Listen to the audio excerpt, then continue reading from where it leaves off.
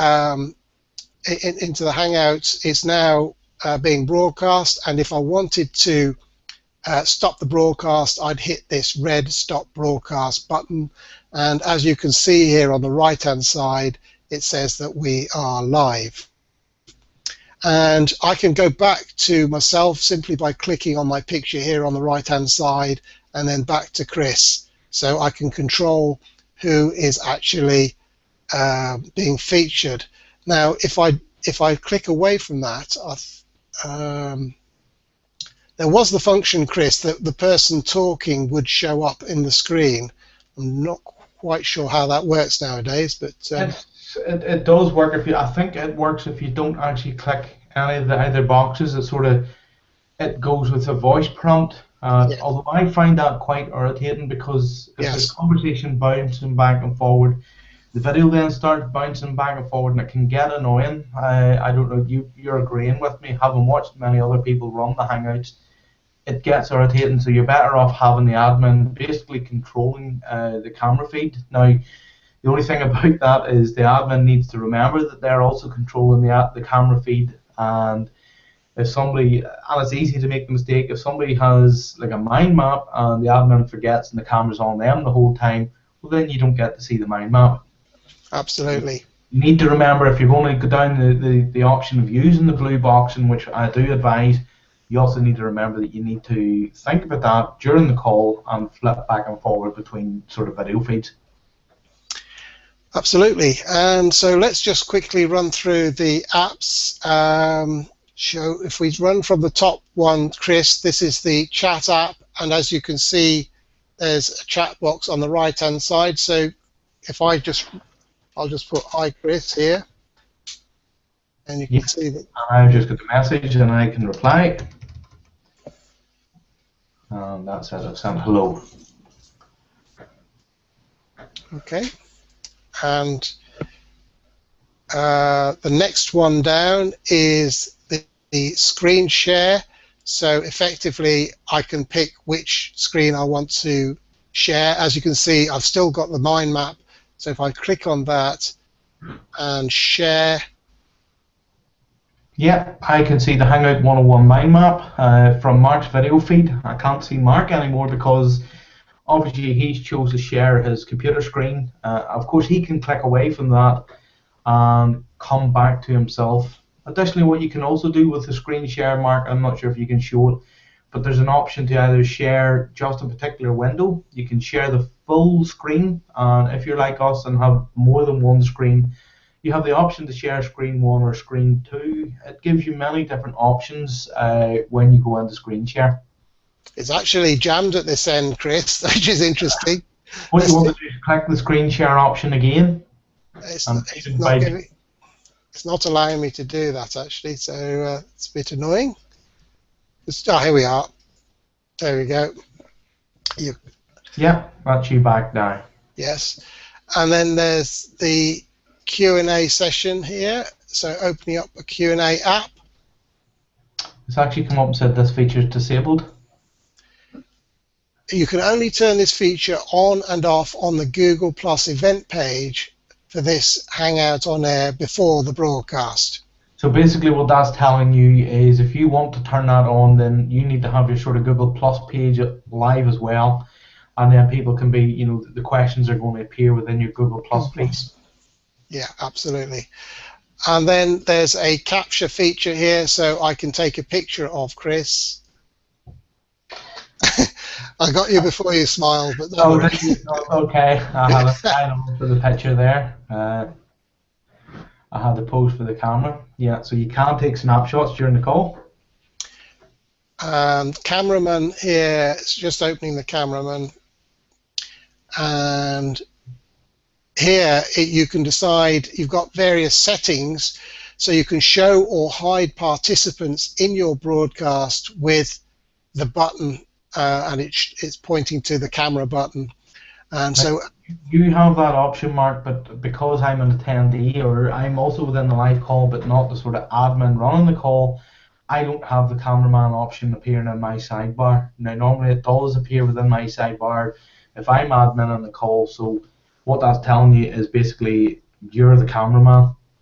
I'm just opened up the drop-down box on your picture, Chris, and it's given me the options of hiding you from the broadcast. In other words, turning off your video, looking Mm-hmm. at your profile. I could Mm-hmm. look at your profile. I can eject you, or I Mm-hmm. can mute your microphone. So, Okay. and on the right-hand side, it also gives you some broadcast settings so that as guests join, you can automatically hide their audio and video from the broadcast. At the Mm-hmm. moment, I've got that switched to no.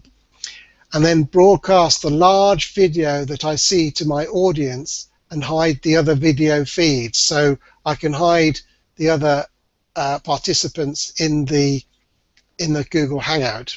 So basically, when you do the blue boxing, as they talk about, which is now a white box, you nobody else can see what you're clicking on. They can only see the main video feed, and they can't see the smaller feeds. That when you're in a sort of a hangout like this, I can see the smaller feeds. I can see myself and you in a smaller sort of sub video to the bottom, and that is. Correct. And then new guests in my large broadcast are muted when they join. In other words, I can mute them automatically when guests join in the Hangout. They can be muted automatically. Mhm. Okay, so we've covered the cameraman settings. So we're now into my favorite, which is, or one of my favorites, which is the Hangout toolbox. So we're just opening the toolbox up, and here on the right-hand side, we have a number of settings. We can set a lower third, which I'm now just going to do that. I'm going to choose a logo. If you come across to me, you'll actually find that I have my lower third already switched Oh, on. right. Okay, let's do that. It's quicker then. I've come into my Hangout toolbox. Mark will be able to show you on his screen, but you can type in your name, whatever strapline. You've basically two lines. You can additionally choose a logo. Normally, once you upload this, it then remembers or keeps your logo. I have an image of myself, and you can also choose the sort of color, the banded color, and I basically kept it at the I think the blue is actually the default color. It is indeed, Chris. I'm just going to change mine to green, and I'm going to turn mine on now. And if I switch across back to myself, as you can see, because I'm looking at my own lower third, it's back to front. But if I go back to Chris, you can. This is So it what. appears fine for me, Mark. So it's sort of like a Yes. mirror image. Now, Yes. one of the other things that shows in that sidebar is the custom overlay option. And what you can do is you can upload like a PNG image with a transparent area, and you can have one half of the whatever you want. Basically, you can create an image or an overlay or a fancier lower third if you're good with graphical design. You can upload that in through the custom overlay section, and that allows you to use that instead of the lower third. Correct. Okay.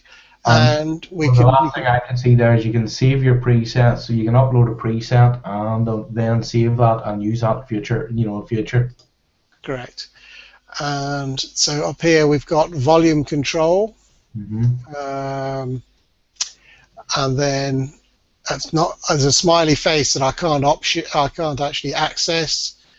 And then there's you can actually add in some comment tracking sources here. Yeah. I've never actually used that myself. And then the final one, you have some settings that you're able to tweak and adjust as well. Yeah. Okay. So that's the toolbox. Very, very useful. And then the next one down is the control room. And that's just showing all the participants in the Hangout, and we can control all aspects of their microphone, video, volume in one useful panel. Again, I can't access that because you're the admin for the call. I have the option in my sidebar for control room, but it basically pops up for me and it tells me that I'm in a moderated call, basically telling me that you are running you're the main admin for this call. Yes. Now I've got the remote desktop app added into my sidebar, but it's not automatically available. And I don't think the Google toolbox, the Hangout toolbox, is either. So I'm just going to quickly go across and show how to add an app. And if you go down to these three little buttons here and hit Add Apps, it then gives you a screen that shows you a number of apps that you can add in. For example, I could add in But you the have, if you look at them there, there's some of the major ones, the likes of Google Drive, which yeah, allows you there's to Google actually Drive, share content from there. and you can Uh, connect to SlideShare. yeah, Um, Google Effects, which is your funny hats and your moustaches and yes, all the fun things. You have Draw, which allows you to sort of write and draw on the screen. I can and see Remote Desktop, remote where desktop. you Yep. can allow somebody to take over your desktop. And there's some other cool apps. There's even a YouTube app there. There's all different sorts of apps. They also are loaded by featured, recent, and developer for me. Obviously, recent or recently added. One of the ones that appears for me is Webinar Jam, which, of course, I use Webinar Jam. And then you also have developer apps, which obviously I've never used them, and it says I don't have any of those applications, and that's correct. Okay, so if I just show if I trick one of these, let's say Scott and Doodle. If Good I Noodle. If you hover over it, it says share and play in a fun new way.